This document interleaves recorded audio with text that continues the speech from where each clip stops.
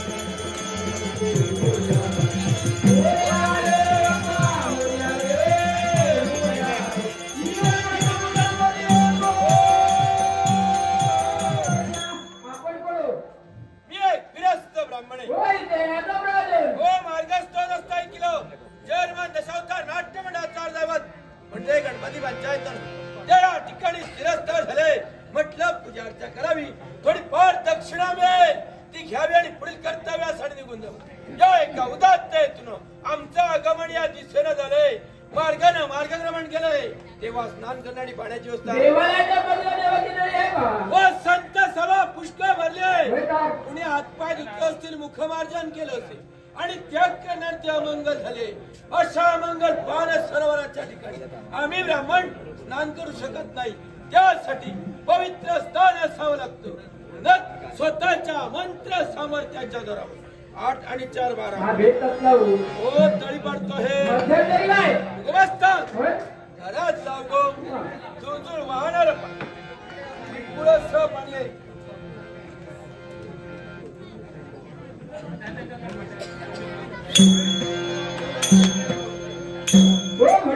काय झालं हो सोवळा हो परिता घर दिलं होतं पण चांगला धुतलेलं नाही म्हणून स्वस्त धुवून घेतलेलं आहे हो राईची उष्णता फार वाढलेली आहे त्या उष्णतेवर वाळून घेतो आहे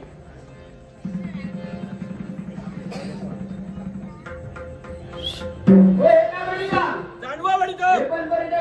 हो परिता घर दिलं असतं तर याचा द्वारे काढून तो आपल्या पत्नीला आले मुलाला गणती शिवे या भीतीनं हे स्वस्त धुवून घेतलेलं असा हो मार्गस्थ असताना तुमच्या सारखे सदग्रस्त भेटले आणि ते मला म्हणले हो भटजी का जाणवं कर्तव्यवरून काढावं प्रधान कर्तव्य खालून टाकलावं तो कित्ता विवाद इथपर्यंत धाव घेतलेली आहे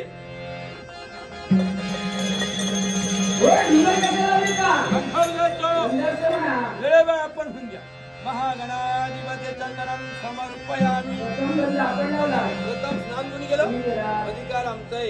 ओ शास्त्र धर्म बोलतोय प्रत्येक मरत मानवानं स्नान केल्यानंतर मस्तकी चंदन लावून देव पवित्र केल्याशिवाय देवाचं पूजन करण्याचा अधिकार पुन्हा मानवाला पोहोचत नाही आणि तो शास्त्र धर्म आम्ही ब्राह्मण तंतोतंत पाहत आहोत सारे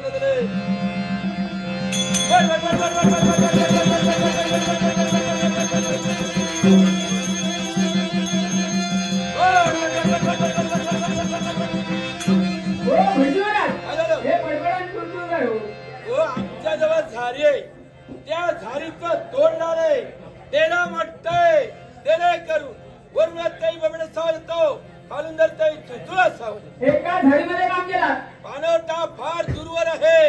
योग्य मूर्तावर योग्य घटिकेवर देवाचं पूजन व्हायला हवंय म्हणून एका झाडीमध्ये चाललेलं आहे महागणाधिपती समर्पयामि महागणाधिपती अक्षतान् समर्पयामि महागणाधिपती कर्पूरवस्त्रं समर्पयामि महागणाधिपती धूपपूरं समर्पयामि महागणाधिपती शमीपत्रं समर्पयामि महागणाधिपती पुष्पं समर्पयामि महागणाधिपती दीपं धूपं समर्पयामि बोलायची फार मोठा घोटाळा झाला काही गडबड असताना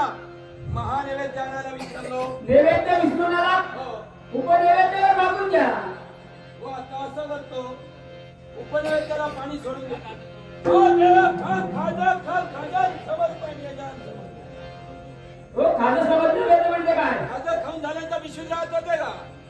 गुळाचा पुरा हा त्या गुळाच्या बागाचे पैसे प्रत्येक व्यापारीला वेदाने घेतात म्हणून त्याला वेच असं म्हटला तो म्हणून तो अर्पण केलेलं आहे हा देवा खा गाठले आणि समर्पण कुणाला गाठलं हो कुणी कुणाला गाठलं नाही देवा मिठाईच्या दुकानामध्ये दोऱ्या दुधला चपटाचा एक पदार्थ असतो त्याला गाठले असे म्हणतात तो साखरेचा असल्याकडनं देवाला गोड फार आवडतो म्हणून तो अर्पण केलेलं आहे हा देवा खा भांडण